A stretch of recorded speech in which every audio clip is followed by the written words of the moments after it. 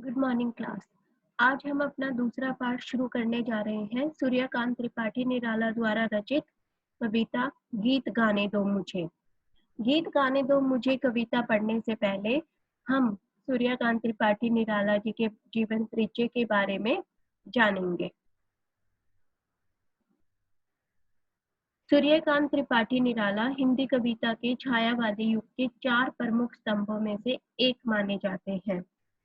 वे जयशंकर प्रसाद, सुमित्रा नंदन पंत और महादेवी वर्मा के साथ हिंदी साहित्य में छायावाद के प्रमुख स्तंभ माने जाते हैं। अर्थात इन तीनों कवियों के अलावा चौथे स्तंभ सूर्यकांत त्रिपाठी निराला माने जाते हैं।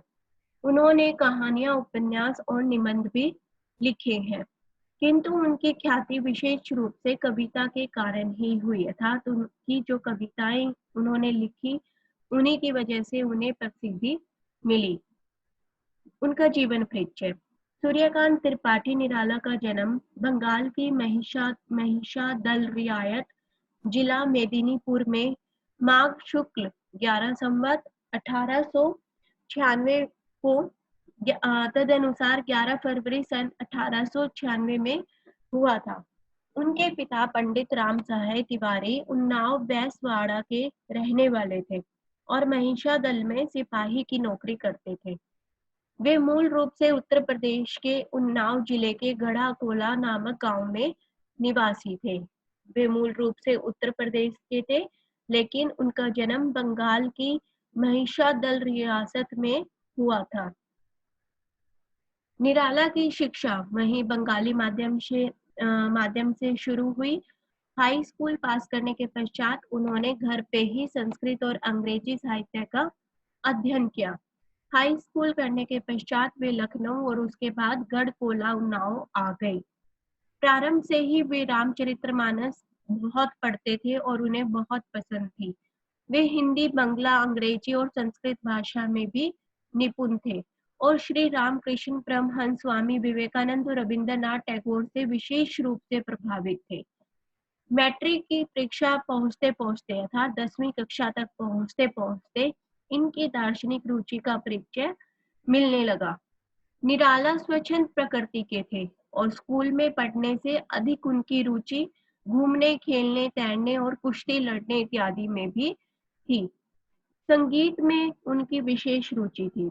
अध्ययन में उनका विशेष मन नहीं लगता था। इस कारण उनके पिता कभी-कभी उनसे कठोर व्यवहार करते थे, जबकि उनके हृदय में अपने एकमात्र पुत्र के लिए विशेष स्नेह भी था। अर्थात वो अपना ज्यादा ध्यान संगीत में, खेल कूद में, तैरने में, कुश्ती लड़ने में व्यतीत करते थे और पढ़ाई में कम ध्यान देते थे, जिस कारण उनके पिता कभी-कभी उन पर क्रोधित हो जाते थे। 15 वर्ष की अल्प आयु में ही निराला का विवाह मनोहरा देवी से हो गया था। मनोहरा देवी सुंदर और शिक्षित थी। उनको भी संगीत का अभ्यास था और कविता भी लिखती थी, किंतु उनकी मृत्यु 20 वर्ष की अवस्था में ही हो गई, अर्थात शादी के 5 साल बाद ही हो गई। बाद में उनकी पुत्री, जो कि विधवा थी, की भी मृत्यु हो गई। उनकी एक पुत्री थी सरोज। सरोज के मृत्यु के पश्चात भी निराला जी ने बहुत सुंदर कविता लिखी है, वो भी हम पढ़ेंगे। वे आर्थिक विषमताओं से भी घिरे रहे। ऐसे समय में उन्होंने विभिन्न प्रकाशकों के साथ प्रूफ रीडर के रूप में भी काम किया और उन्होंने समन्वय का भी संपादन किया। अगर उनके लेखन कार्य की तरफ देखा जाए तो उनकी पहली रचना जन्मभूमि पर लिखा गया एक गीत था, जो कि लंबे समय तक निराला की प्रथम रचना के प्रसिद्ध जूही की कली शीर्षक कविता, जिसका रचना काल निराला ने स्वयं 1916 ईस्वी में बतलाया था, वस्तुतः 1921 ईस्वी के आसपास लिखी गई थी तथा 1922 ईस्वी में पहली बार प्रकाशित हुई थी। उन्होंने अनेक काव्य संग्रह लिखे, अनामिका, परमिल, गीतिका, कुकुरमुदा, उपन्यास लिखे, अप्सरा, अलका, इंदुलेखा, निरुपमा और कहानी संग्रह भी लिखी। ठीक है, अब कविता पढ़ते हैं। गीत गाने दो मुझे तो वेदना को रोकने को। इस काव्यांश में कवि ने अपनी वेदना को अपने दुखों को कम करने के लिए गीत गाने की बात कही है और साथ ही साथ वह अपने संघर्षपूर्ण जीवन से अब पूरी तरह थक चुके हैं और उन्हें प्रतीत होता है कि उनकी मृत्यु निकट है। आप कैसे लिखेंगे इसका प्रसंग? सबसे पहले हम प्रसंग लिखेंगे। इस काव्यांश में, ये पूरी जो कविता है, इसका जो ये कविता का अंश है, इस काव्यांश में कवि ने अपनी वेदना को कम करने के लिए गीत गाने की बात कही है और साथ ही साथ वह अपने संघर्षपूर्ण जीवन से थक गए हैं। उन्होंने ये बताया है कि वो अब थक गए हैं, उन्हें प्रतीत होता है कि उनकी मृत्यु निकट है। व्याख्या शुरू करते हैं। कवि अपने संघर्षपूर्ण जीवन में निरंतर मिल रहे दुखों से अब थक गया है। ठीक है, अब उस वेदना को रोकने के लिए वो गीत गाना चाहता है। वो कहते हैं कि गीत गाने दो मुझे, तो वेदना को रोकने को, कि अब जो मुझे जीवन भर जो भी दुख मिले हैं, वेदना मीन्स दुख, जो पीड़ाएं और दुख मिले हैं, अब मैं उनसे थक गया हूँ, उनको रोकने के लिए अब मुझे गीत गाने दो।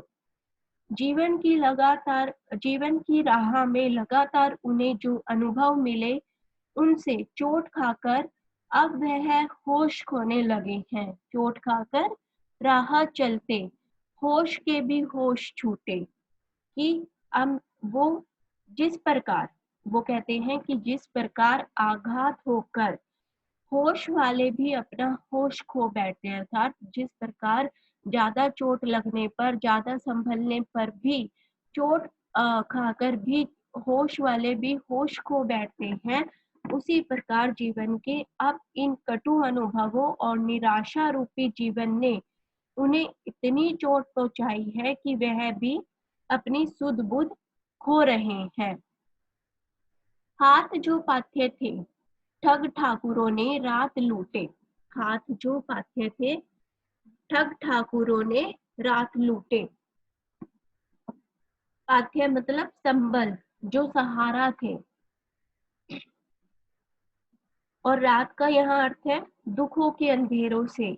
जब जीवन में ऐसा पड़ाव आता है कि सब और अंधेरा ही अंधेरा दिखाई देने लगता है, ठीक है, जब जीवन में ऐसा पड़ाव आता है कि सब और जीवन अंधेरा ही अंधेरा दिखाई देने लगता है, तो कवि के लिए जो सब संबल थे, पाथ्य मतलब संबल, जो उसके सहारा बने हुए थे लोग, वो भी अब लोग हार मान चुके हैं।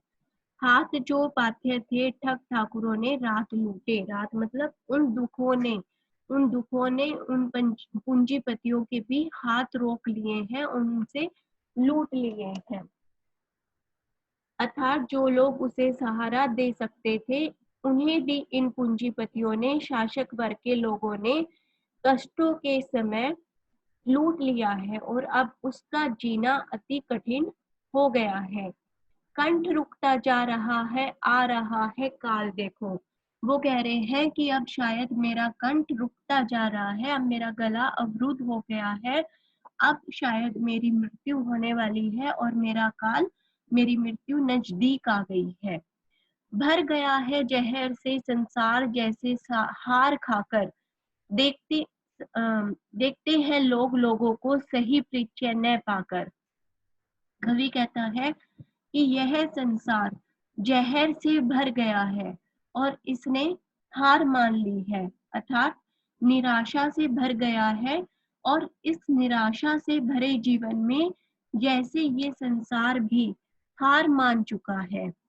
और जो लोग देखते हैं लोग लोगों को सही परिचय न पाकर, और इस संसार में अहंकार और अविश्वास का विष जहर ऐसे फैल गया है कि संसार एक दूसरे को जानते हुए भी अनजान बन गई है, अर्थात उनकी भाईचारे की भावना अब पूर्णतः समाप्त होती जा रही है। बुझ गई है लो प्रथा की, जल उठो फिर सींचने को। और अब प्रथा मतलब पृथ्वी, अर्थात इस पृथ्वी से मानवता की लो बुझ गई है, अर्थात वे संसार के लोगों से इस धरा को सींचने की गुजारिश भी कर रहे हैं। वो कहते हैं कि हम सब लोगों को मिलजुल कर रहना चाहिए, भाईचारे से रहना चाहिए, और जो इस पृथ्वी से लोग अनजान हो गए हैं, उनमें अहंकार भर गया है, अविश्वास हो गया है, वो सही परिचय न पाकर, मतलब परिचय होते हुए भी लोग एक दूसरे के प्रति अनजान बने हुए हैं। बुझ गई है लो प्रीथा की, प्रीथा इस पृथ्वी की वो लो बुझ गई है, जल उठो फिर सींचने को। हम सभी मनुष्य को मानवता रूपी लो जगाकर उस पृथ्वी को फिर से सींचने की आवश्यकता है। विशेष कैसे लिखेंगे? इसमें कवि ने अपने अत्यधिक दुख को सहने के लिए गीत गाने की अनुमति मांगी है। वह अपने जीवन से कह रहा है कि मैं अपना एक गीत गाना चाहता हूँ और अपने दुख से लड़ने का प्रयास कर रहा है। गीत गाने में और ठक ठक ठाकुर में, गीत गाने में ग ग 2 बार आया है और ठक ठाकुर में भी ठक ठ 2 बार आया है, तो अनुप्रास अलंकार है। होश छूटना मुहावरे है, होश छूटना मुहावरे। उसके बाद छायावादी शैली का प्रयोग हुआ है, भाषा सरल है और संगीतात्मकता है और गीतात्मकता है। ठीक है, उम्मीद करती हूँ आपको ये काव्यांश अच्छे से समझ आया होगा। Thank you.